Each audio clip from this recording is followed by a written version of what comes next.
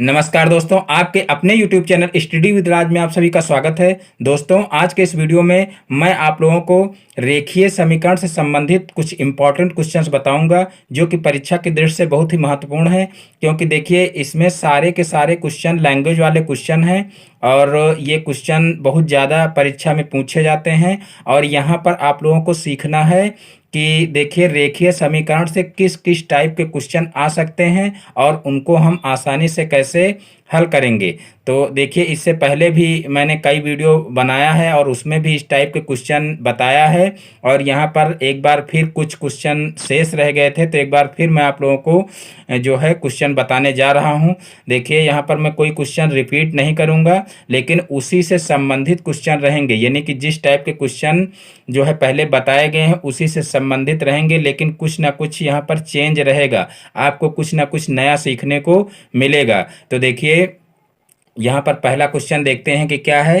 तो देखिए, यहाँ पर पहला क्वेश्चन है, दो संख्याओं का अनुपात 3:5 है। बड़ी संख्या के 5 गुने में से छोटी संख्या का 8 गुना घटाने पर शेषफल 3 प्राप्त होता है। वह संख्याएं ज्ञात कीजिए। दो संख्याओं का अनुपात 3:5 है। बड़ी संख्या के 5 गुने में से छोटी संख्या का 8 गुना घटाने पर शेषफल 3 प्राप्त होता है। वह संख्याएं ज्ञात कीजिए। देखिए, इसको कैसे करेंगे। देखिए, सबसे पहले तो आप लोगों को पता होना चाहिए कि जो आपके कोर्स में रेखीय समीकरण है उसको एक चर से करना है। तो यहाँ पर हम दो चर नहीं लेंगे। चर का मतलब क्या होता है, जैसे एक्स वाई जेड या ए बी सी, ये संख्याएं जो आती हैं बीजगणित वाली संख्याएं, इन संख्याओं को हमको जो है क्या करना है, सिर्फ एक संख्या ले सकते हैं। चाहे एक्स ले लें, चाहे ए ले लें, या कोई दूसरी संख्या ले लें। यानी कि एक संख्या मान करके ही करना है, दो चर रैखिक समीकरण से नहीं करना है। क्योंकि जो है दो चर रैखिक समीकरण भी होते हैं और एक चर रैखिक समीकरण भी होते हैं। तो यहाँ पर हमको एक जो है एक चर से करना है मान करके। तो यहाँ पर देखिए क्या करेंगे। सबसे पहले दिया हुआ है दो संख्याओं का अनुपात 3:5 है। तो देखिए, दो संख्याओं का अनुपात 3:5 दिया हुआ है। तो यहाँ पर हम इसी की सहायता से मान लेंगे कि माना पहली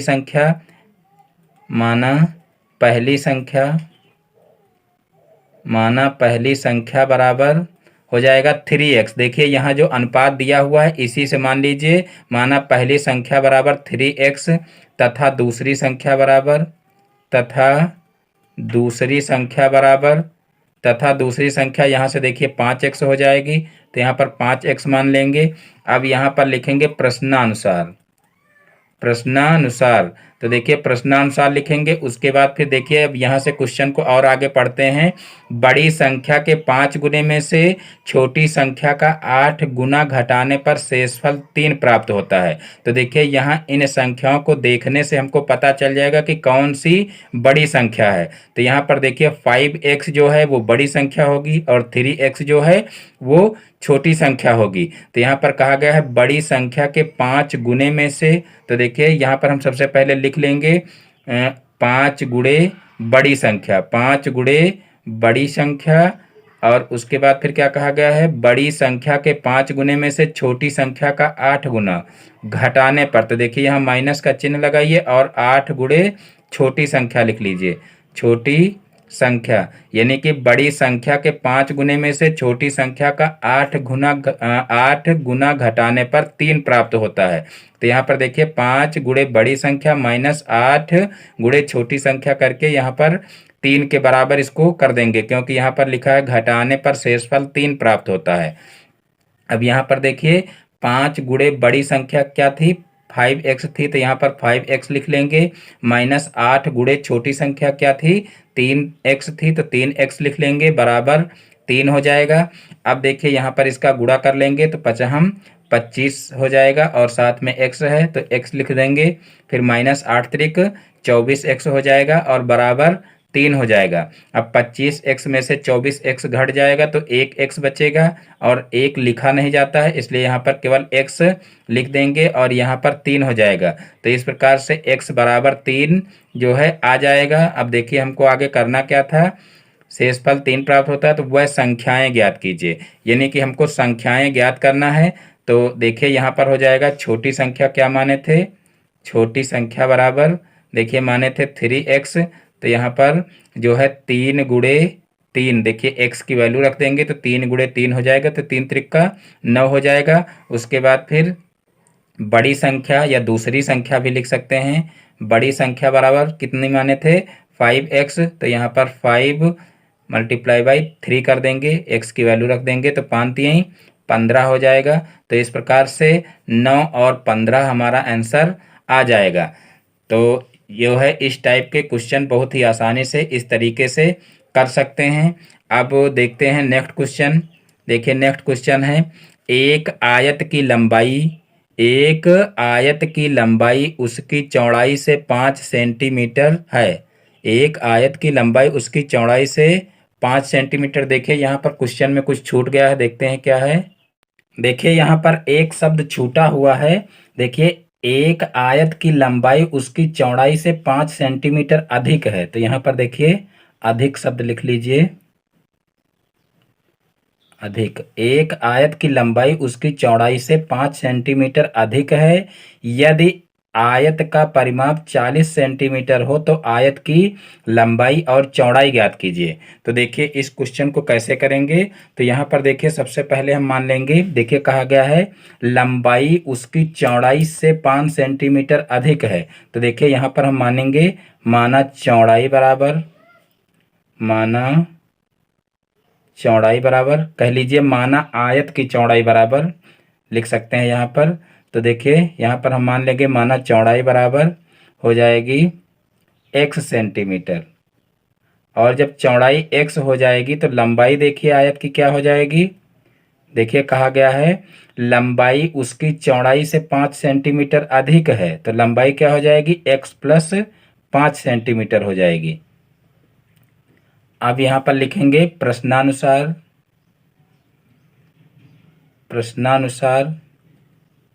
तो देखिए प्रश्न में क्या कहा गया है, यदि आयत का परिमाप 40 सेंटीमीटर हो तो आयत की लंबाई और चौड़ाई ज्ञात कीजिए।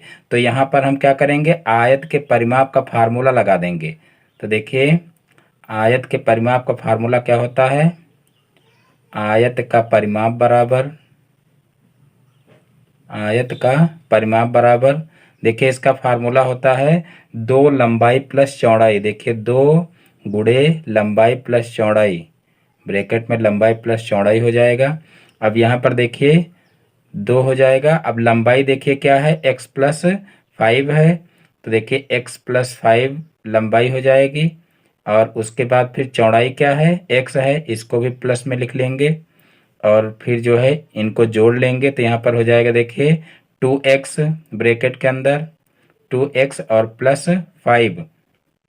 अब इस 2 का इसके अंदर गुणा कर देंगे। तो देखिए इसके अंदर गुणा करेंगे तो 2 दूना 4x हो जाएगा, और यहाँ पर देखिए 2 पंचे 10 हो जाएगा, तो यहाँ पर 10 लिख लेंगे।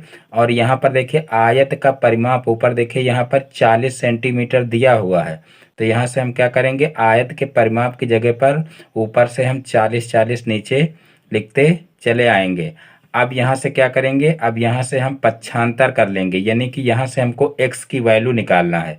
तो यहाँ पर देखिए 4x को एक तरफ रखेंगे और उसके बाद इसको इधर पक्षांतर कर लेंगे, यानी कि समझ लीजिए कि ये 4x इधर ही है। हम 10 को पक्षांतर कर रहे हैं तो 10 इधर जाएगा, तो 40 में क्या करेगा, माइनस करेगा, क्योंकि यहाँ पर देखिए प्लस है तो इधर जाएगा तो माइनस में हो जाएगा। तो यहाँ पर 40 - 10 हो जाएगा। अब यहाँ पर 4x हो गया। अब 40 में से 10 गया तो 30 हो जाएगा।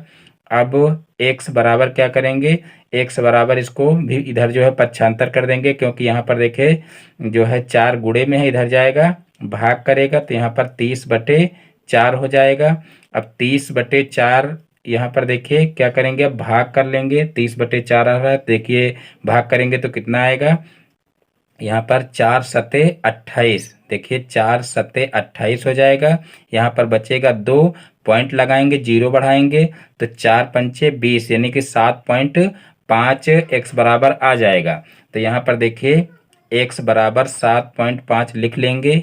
और उसके बाद फिर हमको निकालना क्या है, आयत की लंबाई और चौड़ाई ज्ञात करनी है। तो यहाँ पर देखिए यहाँ पर हम लिख सकते हैं आयत की चौड़ाई बराबर, देखिए आयत की चौड़ाई जो है वो हम x ही माने थे, तो यहाँ पर हम जो है लिख सकते हैं आयत की, अतः आयत की चौड़ाई बराबर, अतः आयत की चौड़ाई बराबर 7.5 हो जाएगी। और आयत की लंबाई बराबर, देखिए लंबाई क्या हो जाएगी, तो देखिए लंबाई माने थे कितनी, x+5, तो यहाँ पर देखिए x+5 का मतलब 7.5 + 5 कर देंगे, तो यहाँ पर 5 इसमें प्लस करेंगे तो कितना हो जाएगा, 7 5 12, यानी कि 12.5 हो जाएगा। तो इस प्रकार से देखिए आयत की चौड़ाई 7.5 हो जाएगी और आयत की लंबाई 12.5 हो जाएगी, तो यही हमारा जो है क्या हो जाएगा, यही हमारा आंसर हो जाएगा। तो इस प्रकार से इस टाइप के क्वेश्चन लगाए जा सकते हैं। अब देखते हैं नेक्स्ट क्वेश्चन। तो देखिए नेक्स्ट क्वेश्चन क्या है, एक आयत की लंबाई उसकी चौड़ाई से 3 मीटर अधिक है, यदि आयत का परिमाप 22 मीटर हो तो उसकी चौड़ाई होगी। देखिए ये भी क्वेश्चन सेम दूसरे जो दूसरा नंबर क्वेश्चन है उसी टाइप का है, एकदम मिलता जुलता क्वेश्चन, सिर्फ संख्याएं बदली हुई हैं।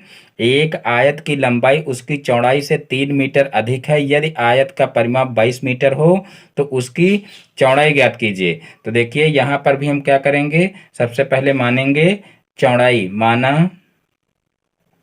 माना आयत की चौड़ाई बराबर, माना आयत की चौड़ाई बराबर, तो देखिए माना आयत की चौड़ाई बराबर x मीटर कर लेंगे। उसके बाद फिर यहाँ पर लिखेंगे तथा आयत की लंबाई बराबर, देखिए यहाँ पर कहा गया है कि लंबाई जो है उसकी चौड़ाई से 3 मीटर अधिक है, तो यहाँ पर जो है लंबाई को क्या करेंगे, चौड़ाई की जो है चौड़ाई में 3 जोड़ करके क्या करेंगे, लंबाई निकाल लेंगे। देखिए यहाँ पर क्या करेंगे, यहाँ पर हम चौड़ाई में 3 जोड़ करके लंबाई लिख सकते हैं, यानी कि यहाँ पर कहा गया है लंबाई उसकी चौड़ाई से 3 मीटर अधिक है, तो यहाँ पर क्या करेंगे, चौड़ाई में अगर 3 जोड़ देंगे तो वो लंबाई हो जाएगी। तो इस प्रकार से लंबाई हमारी क्या हो जाएगी, x+3 हो जाएगी, यहाँ पर मीटर लिख दीजिए। उसके बाद फिर क्या करना है, अब आयत का परिमाप 22 मीटर हो तो उसकी चौड़ाई होगी, यानी कि चौड़ाई हमको निकालना है। तो सबसे पहले हम यहाँ क्या लिखेंगे, यहाँ पर लिखेंगे प्रश्नानुसार, प्रश्नानुसार। अब यहाँ पर देखिए आयत का परिमाप का फार्मूला लगाएंगे, आयत का परिमाप बराबर, आयत का परिमाप बराबर, तो देखिए आयत के परिमाप का फार्मूला क्या होता है, 2 लंबाई प्लस चौड़ाई, तो यहाँ पर फार्मूला लिख लेंगे। उसके बाद फिर देखिए आयत का परिमाप दिया हुआ है 22, तो इधर 22 लिख लेंगे और इधर 2, और यहाँ पर लंबाई देखिए कितनी है, x+3 है और चौड़ाई कितनी है, x है, तो यहाँ x लिख लेंगे। और फिर यहाँ पर देखिए 22 हो जाएगा और यहाँ पर 2 अभी बाहर रहेगा, सबसे पहले x में x को जोड़ेंगे तो कितना हो जाएगा, 2x हो जाएगा और प्लस का 3 हो जाएगा। अब इस 2 को क्या करेंगे, अंदर गुणा करेंगे, तो यहाँ पर 2 दूना 4 हो जाएगा, 4x और प्लस यहाँ पर 2 तिहाई 6 हो जाएगा। अब यहाँ पर 4x को इधर रखेंगे और इस 6 को क्या करेंगे, पक्षांतर कर लेंगे, तो 4x बराबर 22 - 6 हो जाएगा, क्योंकि 6 इधर प्लस में था, इधर जाएगा तो माइनस में हो जाएगा।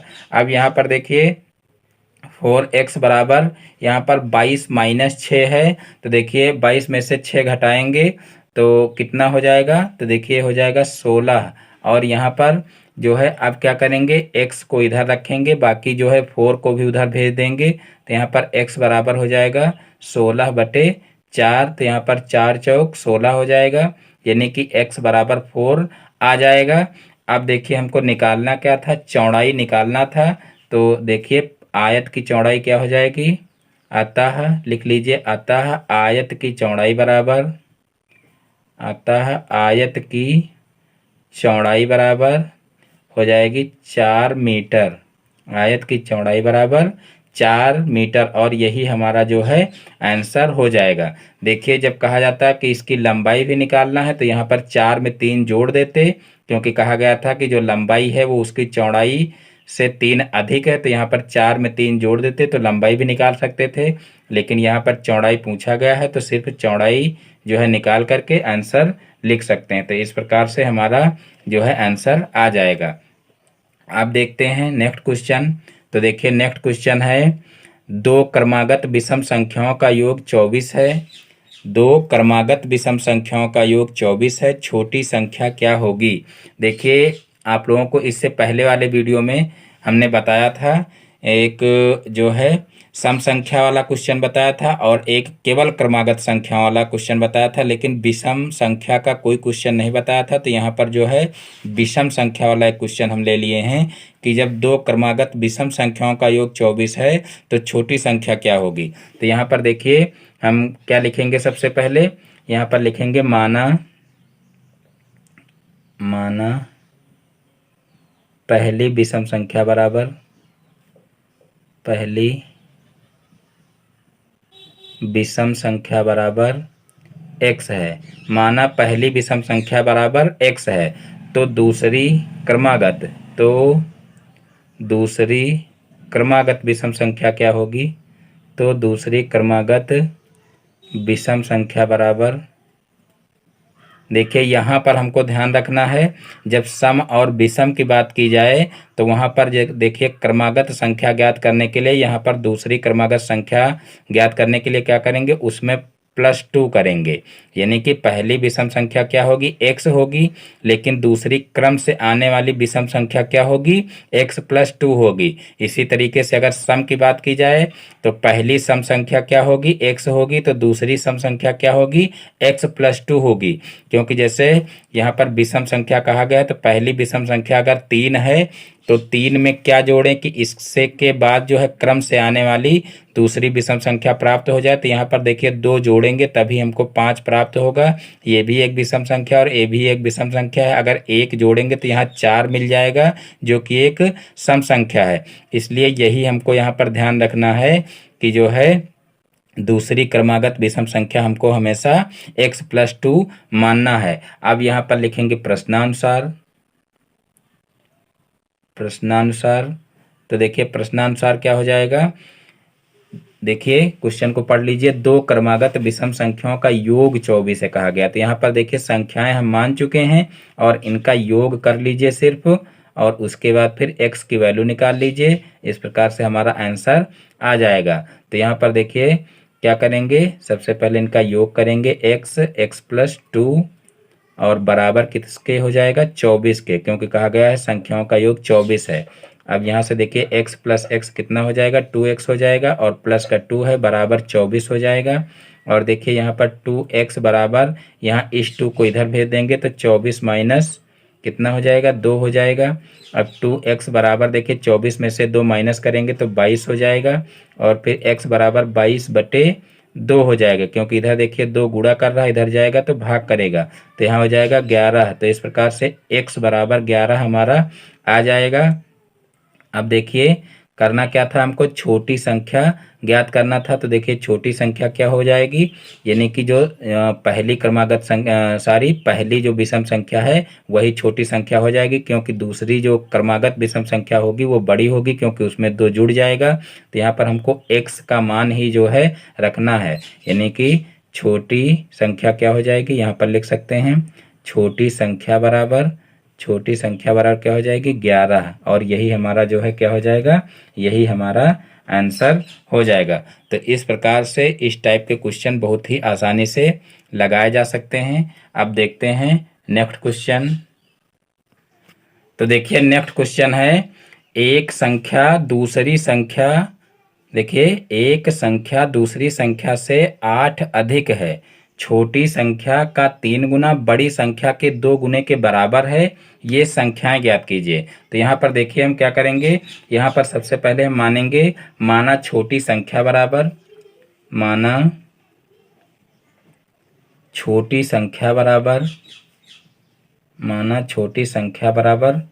x है। माना छोटी संख्या बराबर x है, कहा गया है एक संख्या दूसरी संख्या से 8 अधिक है। तो यहाँ पर देखिए बड़ी संख्या क्या हो जाएगी, कहा गया है 8 अधिक है, छोटी संख्या से 8 अधिक है, तो यहाँ पर क्या हो जाएगी, x + 8 हो जाएगी बड़ी संख्या। तो यहाँ पर अब क्या करेंगे, यहाँ पर लिखेंगे प्रश्नानुसार। देखिए यहाँ पर छोटी संख्या x अगर मानेंगे तो यहाँ पर कहा गया दूसरी संख्या 8 अधिक है, तो यहाँ पर 8 अधिक कर देंगे, यानी कि 8 उसमें जोड़ देंगे तो दूसरी संख्या हमको मिल जाएगी। अब प्रश्न में क्या कहा जा रहा है कि छोटी संख्या का 3 गुना, तो देखिए छोटी संख्या हमारी है x, तो यहाँ पर x का 3 गुना कर देंगे तो 3x हो जाएगा।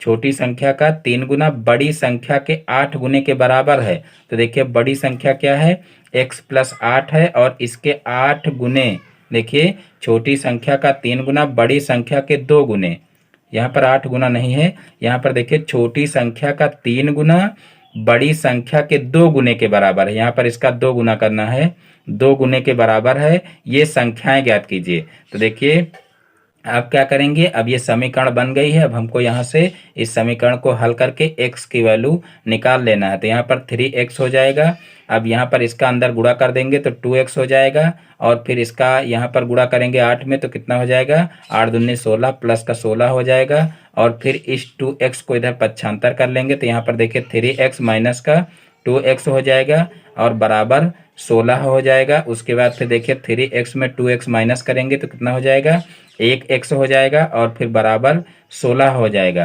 तो इस प्रकार से देखिए x की वैल्यू हमारी निकल आएगी। अब देखिए हमको निकालना क्या था, ये संख्याएं ज्ञात कीजिए, संख्याएं हमको निकालना था। तो देखिए अतः नीचे लैंग्वेज में लिख लेंगे, अतः छोटी संख्या बराबर, अतः छोटी संख्या बराबर, तो देखिए छोटी संख्या 16 हो जाएगी क्योंकि हम x माने थे, तो यहाँ x की वैल्यू ही हमारी छोटी संख्या हो जाएगी। तथा बड़ी संख्या क्या हो जाएगी, तथा बड़ी संख्या बराबर क्या हो जाएगी, तो देखिए x प्लस 8 माने थे तो यहाँ पर x की वैल्यू 16 है, 16 में 8 जोड़ देंगे तो देखिए कितना आ जाएगा, 24 आ जाएगा, 16 8 24 हो जाएगा। और फिर यहाँ पर देखिए ये जो है छोटी संख्या 16 है और बड़ी संख्या 24, इस प्रकार से हमारी संख्याएं आ जाएंगी और यही हमारा क्या हो जाएगा, आंसर हो जाएगा। तो इस प्रकार से बहुत ही आसानी से ये क्वेश्चन लगाए जा सकते हैं। अब नेक्स्ट क्वेश्चन देख लेते हैं। तो देखिए नेक्स्ट क्वेश्चन है, 2 अंकों की एक संख्या में इकाई का अंक दहाई के अंक का 8 गुना है, यदि उनके अंकों का योग 9 हो तो संख्या ज्ञात कीजिए। 2 अंकों की, देखिए 2 अंकों की एक संख्या में इकाई का अंक दहाई के अंक का 8 गुना है, तो यहाँ पर हम क्या करेंगे, देखिए माना इकाई का अंक दहाई के अंक का 8 गुना है, तो यहाँ पर हम क्या करेंगे, दहाई का अंक मानेंगे, माना दहाई का अंक बराबर, माना दहाई का अंक बराबर x है, माना दहाई का अंक बराबर x है। फिर यहाँ पर क्वेश्चन को पढ़िए, देखिए इकाई का अंक दहाई के अंक का 8 गुना है, तो यहाँ पर इकाई का अंक क्या हो जाएगा, दहाई के अंक का 8 गुना हो जाएगा, तो इकाई का अंक क्या हो जाएगा, फिर इकाई का अंक बराबर 8x हो जाएगा, क्योंकि जो है वो दहाई के अंक का 8 गुना है, तो यहाँ पर 8 गुना कर देंगे यानी कि 8x हो जाएगा। अब यहाँ पर लिखेंगे प्रश्नानुसार, प्रश्नानुसार। तो देखिए प्रश्न में आगे क्या कहा गया है, यदि उनके अंकों का योग 9 हो, यदि उनके अंकों का योग, देखिए ये अंक ही हैं, तो यहाँ पर इनके अंकों का योग क्या कहा गया है कि इनके अंकों का योग 9 है, तो संख्याएं ज्ञात कीजिए। तो यहाँ पर देखिए अंकों का योग कर लेंगे, तो देखिए अंकों का योग क्या हो जाएगा, x प्लस 8x बराबर 9, तो यहाँ 9 के बराबर कर देंगे। अब यहाँ पर देखिए 8x में 1x जोड़ेंगे तो कितना हो जाएगा, 9x हो जाएगा, और यहाँ पर बराबर में 9 है, फिर x बराबर क्या हो जाएगा, 9/9 हो जाएगा, क्योंकि यहाँ पर 9 देखिए गुणा कर रहा है, इधर जाएगा तो भाग करेगा, तो यहाँ पर x बराबर कितना आ जाएगा, 1 आ जाएगा, क्योंकि 9 से 9 कैंसिल हो जाएगा, तो x की वैल्यू कितनी आ जाएगी, 1 आ जाएगी। अब हमको क्या करना है, संख्या ज्ञात करनी है। तो देखिए संख्या ज्ञात करने के लिए यहीं पर हमको लिखना चाहिए था, देखिए संख्या कोई होती है तो संख्या बराबर क्या होता है, संख्या बराबर देखिए 10 गुणे दहाई का अंक और प्लस इकाई का अंक, ये लिखा जाता है। तो यहाँ पर दहाई का अंक क्या है, देखिए जो है दहाई का अंक है x, तो यहाँ पर 10 गुणे कितना हो जाएगा, x हो जाएगा, और प्लस जो है इकाई का अंक हो जाएगा यानी कि 8x हो जाएगा। तो यहाँ पर संख्या हमारी क्या हो जाएगी, यहाँ पर संख्या हो जाएगी 10x और प्लस 8x यानी कि 18x हो जाएगी। अब यहाँ पर हम नीचे लिख सकते हैं अतः संख्या बराबर, यानी कि इसके नीचे आपको ये लिख लेना है पहले ही, उसके बाद प्रश्नानुसार लिखना है। तो यहाँ पर देखिए नीचे क्या हो जाएगा, अतः संख्या बराबर।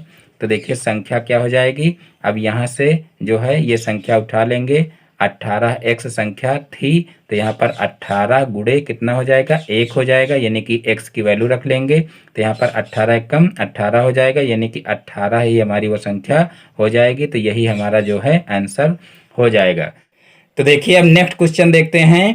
क्वेश्चन नंबर 7, एक आयत की लंबाई और चौड़ाई में 5:4 का अनुपात है। यदि चौड़ाई लंबाई से 20 सेंटीमीटर कम हो तो आयत का परिमाप और क्षेत्रफल ज्ञात कीजिए।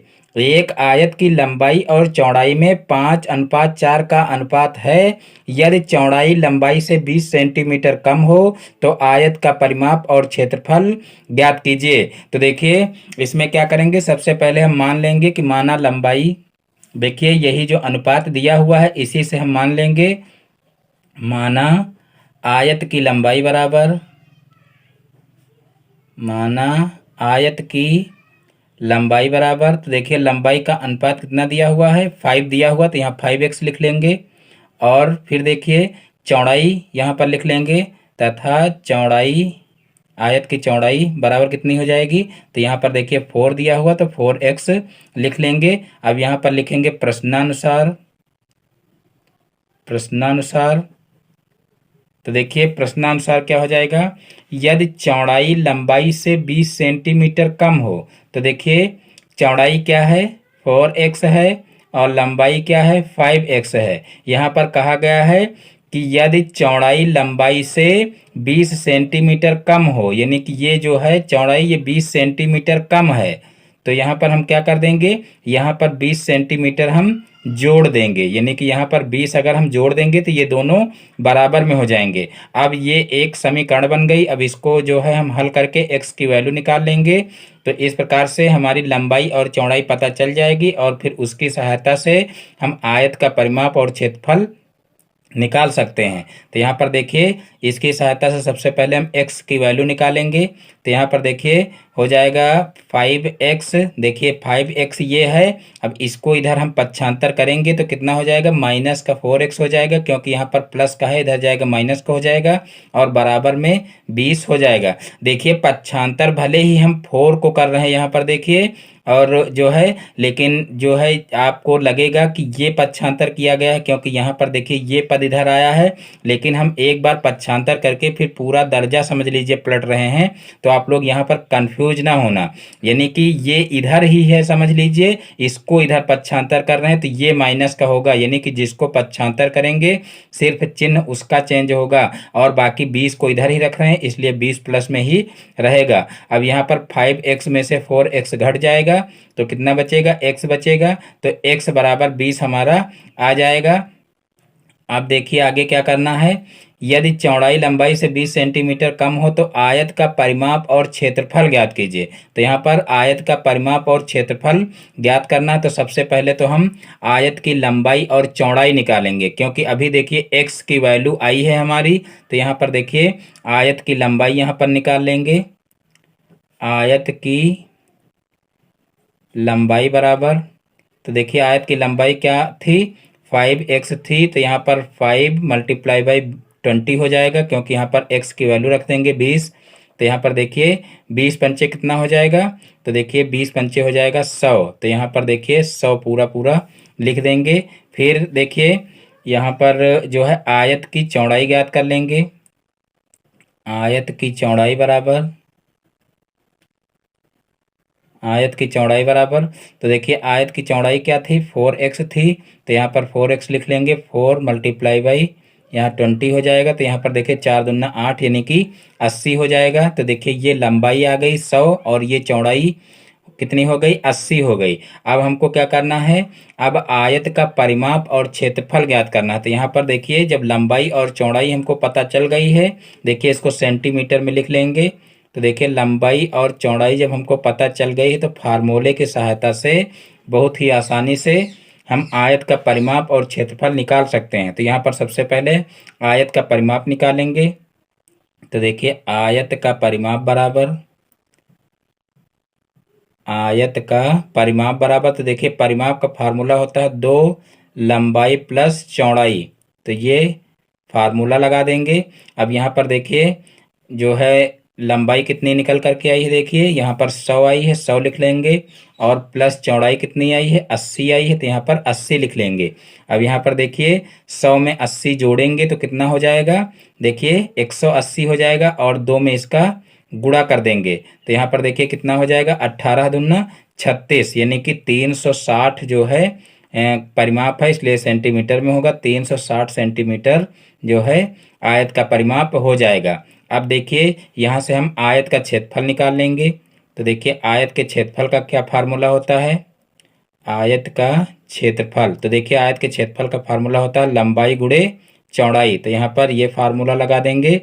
अब लंबाई देखिए, लंबाई कितनी है, यहाँ पर 100 है, तो यहाँ पर 100 लिख लेंगे। उसके बाद फिर देखिए चौड़ाई कितनी है, 80 है, तो यहाँ पर 80 लिख लेंगे। तो देखिए कितना हो जाएगा, 8 एकम 8 हो जाएगा। और आगे देखिए 3 जीरो, 2 जीरो इसमें के 1 जीरो इसमें का, तो तीनों जीरो उतार लेंगे। और ये क्षेत्रफल है इसलिए क्या हो जाएगा, वर्ग सेंटीमीटर हो जाएगा। तो इस प्रकार से जो है बहुत ही आसानी से आयत का परिमाप और क्षेत्रफल निकाला जा सकता है। पुनः एक बार समझ लेते हैं क्वेश्चन को। देखिए एक आयत की लंबाई और चौड़ाई में 5:4 का अनुपात है। यदि चौड़ाई लंबाई से 20 सेंटीमीटर कम हो तो आयत का परिमाप और क्षेत्रफल ज्ञात कीजिए।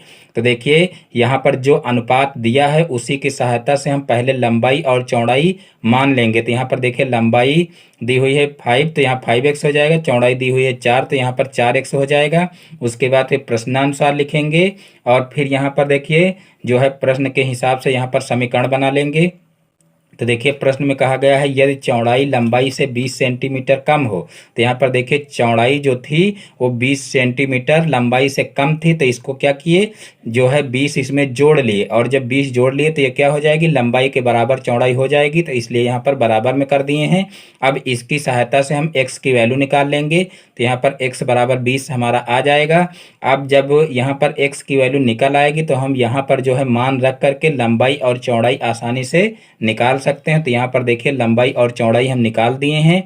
देखिए लंबाई 100 आई है और चौड़ाई कितनी आई है, 80 आई है। अब देखिए जब लंबाई चौड़ाई हमको पता हो जाएगी तो हम फार्मूले की सहायता से आयत का जो है परिमाप और आयत का क्षेत्रफल आसानी से निकाल सकते हैं, जो कि यहाँ पर निकाला गया है। देखिए आयत का परिमाप 2 लंबाई प्लस चौड़ाई होता है। इस फार्मूले की सहायता से फिर जो है ये 360 आ जाएगा परिमाप, और उसके बाद फिर आयत का क्षेत्रफल होता है लंबाई गुणे चौड़ाई। तो इसकी सहायता से देखिए क्या आ जाएगा, 8000 वर्ग सेंटीमीटर जो है इसका क्षेत्रफल आ जाएगा आयत का। तो इस प्रकार से क्वेश्चन बहुत ही आसानी से हल हो जाएगा। अब देखते हैं नेक्स्ट क्वेश्चन। तो देखिए नेक्स्ट क्वेश्चन क्या है, त्रिभुज ABC का कोण B शेष दोनों कोणों के अंतर का 3 गुना है। साथ ही कोण A और कोण C का अनुपात 5:7 है। तीनों कोणों की माप ज्ञात कीजिए। देखिए बहुत इंपॉर्टेंट क्वेश्चन है। देखिए त्रिभुज के कोणों से संबंधित क्वेश्चन है। हो सकता है इस टाइप का क्वेश्चन अभी आप लोगों ने ना पढ़ा हो, तो देखिए ये भी इंपॉर्टेंट क्वेश्चन है और आ भी सकता है। यानी कि ये भी जो है रेखीय समीकरण से ही संबंधित क्वेश्चन है, क्योंकि उसी टाइप से लगेगा भी। देखिए पुनः एक बार क्वेश्चन को पढ़ लीजिए। त्रिभुज ABC का कोण B शेष दोनों कोणों के अंतर का 3 गुना है। साथ ही कोण A और कोण C का अनुपात 5:7 है। तीनों कोणों की माप ज्ञात कीजिए। तो यहाँ पर देखिए अनुपात की सहायता से कोण A और कोण C जो है यहाँ पर हम मान लेंगे। तो देखिए माना, लिख लीजिए यहाँ पर, माना त्रिभुज ABC के कोण A का मान बराबर कितना मान लेंगे, 5x, तथा यहाँ पर लिखेंगे तथा त्रिभुज ABC के कोण C सी का मान बराबर कितना हो जाएगा, देखिए यहाँ से 7x दिया हुआ है, यानी कि 7 दिया हुआ, तो यहाँ 7x मान लेंगे। अब यहाँ से लिखेंगे प्रश्नानुसार, प्रश्नानुसार। तो देखिए प्रश्नानुसार लिखेंगे तो प्रश्न को एक बार पुनः पढ़ लें। त्रिभुज एबीसी का कोण बी शेष दोनों कोणों के अंतर का 3 गुना है, अंतर का 3 गुना है। साथ ही कोण ए और कोण सी का अनुपात 5:7 है। तीनों कोणों की माप ज्ञात कीजिए। तो देखिए यहाँ पर जो है, जो कोण बी है ये इन दोनों कोणों के अंतर का 3 गुना है कहा गया है। तो यहाँ पर हम क्या करेंगे, यहाँ पर जो है इनका हम 3 गुना कर लेंगे, यानी कि कोण सी, देखिए यहाँ पर जो है देखने से ही पता लग रहा है कोण सी जो है वो बड़ा है, तो जो है बड़े वाले कोण को हम पहले लिख लेंगे। यहाँ पर देखिए क्या हो जाएगा, कोण सी और जो है अंतर ज्ञात करना है, तो यहाँ कोण सी में से कोण ए घटाएंगे और बराबर किसके हो जाएगा, कोण, देखिए त्रिभुज ए बी सी कोण बी, देखिए त्रिभुज ए बी सी का कोण बी शेष दोनों कोण के अंतर का 3 गुना है। तो यहाँ पर कोण बी जो है वो इनके अंतर का 3 गुना है, तो इनका अंतर जो है इसको आप 3 गुना कर दीजिए। तो यहाँ पर देखिए 3 गुना इसका कर देंगे तो कोण सी की जगह पर क्या लिखेंगे, तो यहाँ पर देखिए लिखेंगे 7x, और कोण जो है ए की जगह पर क्या लिखेंगे, तो लिखेंगे 5x। और फिर हमको जो है कोण बी निकालना है, तो कोण बी देखिए कितना आ जाएगा, तो यहाँ से हम कोण बी की वैल्यू निकाल लेंगे। तो यहाँ पर देखिए सबसे पहले इसका गुणा होगा, तो 7×21 हो जाएगा, 21x, और फिर माइनस, यहाँ पर देखिए डायरेक्ट आप माइनस करके उसके बाद गुणा करिए, इस तरीके से ना करिए। देखिए 7 में से 5 घट जाएगा तो कितना हो जाएगा, 2x हो जाएगा, और 2 का जब इसमें गुणा होगा तो कितना हो जाएगा, 2×3 6, तो यहाँ पर 6x बराबर कोण बी आ जाएगा, यानी कोण बी की वैल्यू क्या आ जाएगी, 6x आ जाएगी। अब देखिए हमको क्या करना है, तीनों कोणों की माप हमको ज्ञात करनी है। तो तीनों कोणों की अब जो है माप कैसे ज्ञात करेंगे, तो देखिए हमको ये चीज़ पता होनी चाहिए कि त्रिभुज के तीनों कोणों का योग कितना होता है, 180 डिग्री होता है। तो यहाँ पर लैंग्वेज में हम लिख लेंगे, चूंकि त्रिभुज के तीनों कोणों का योग, तीनों कोणों का योग, कोणों का योग बराबर 180 डिग्री होता है, 180 डिग्री होता है। यहाँ पर इस तरीके से लैंग्वेज में लिख लेंगे, और उसके बाद फिर कोण ए प्लस कोण बी प्लस कोण सी बराबर कितना हो जाएगा, 180 डिग्री हो जाएगा। अब यहाँ पर देखिए कोण ए कितना है, 5x है, और कोण बी कितना है, तो वो है 6x, और कोण सी कितना है, तो कोण सी है 7x। सभी की वैल्यू निकल आई है, तो यहाँ पर 180 के बराबर कर देंगे, और उसके बाद फिर इन सभी को जोड़ लेंगे। तो देखिए इनको जोड़ेंगे तो कितना हो जाएगा, 6 5 11 हो जाएगा, और 11 में 7 जोड़ेंगे तो 18 हो जाएगा। तो यहाँ पर 18x बराबर 180 हो जाएगा, और फिर x बराबर कितना हो जाएगा, 180/18 हो जाएगा। और फिर x जो है, x बराबर यहाँ से देखिए इसको कैंसिल कर देंगे, तो यहाँ 18 एक कम 18 हो जाएगा, और आगे 0 बढ़ा लेंगे तो x बराबर 10 आ जाएगा। तो इस प्रकार से जो है x की वैल्यू निकल आएगी।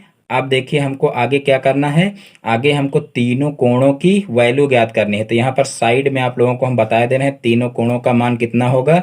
तो देखिए कोण ए बराबर कितना था, 5x था, तो यहाँ से 5x का मान निकाल लेंगे, यानी कि x की वैल्यू रख देंगे। तो देखिए x की वैल्यू 10 है, तो 10 × 5 = 50 हो जाएगा यहाँ पर, यानी कि 50 डिग्री। और कोण b बराबर कितना हो जाएगा, तो देखिए कोण b था हमारा 6x निकला था, यहाँ पर देख लीजिए, तो यहाँ 6x हो जाएगा, तो यहाँ 6 और गुणे कितना हो जाएगा, 10 हो जाएगा, तो यहाँ 10 × 6 = 60 हो जाएगा, यानी कि 60 डिग्री। और फिर कोण C कितना निकल करके आएगा, तो कोण C 7x है, तो यहाँ पर 7 × कितना हो जाएगा, 10 हो जाएगा, और 10 × 7 = 70, यहाँ पर 70 डिग्री हो जाएगा। तो इस प्रकार से जो है ये तीनों कोण आसानी से निकल आएंगे। तो इस प्रकार से जो है आज के सारे क्वेश्चन हो जाएंगे। देखिए सर्वसमिका और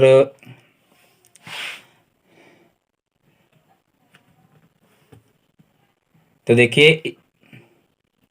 देखिए इस प्रकार से आज के सारे क्वेश्चन लगभग तो देखिए इस प्रकार से आज के सारे क्वेश्चन हो जाएंगे। देखिए जो है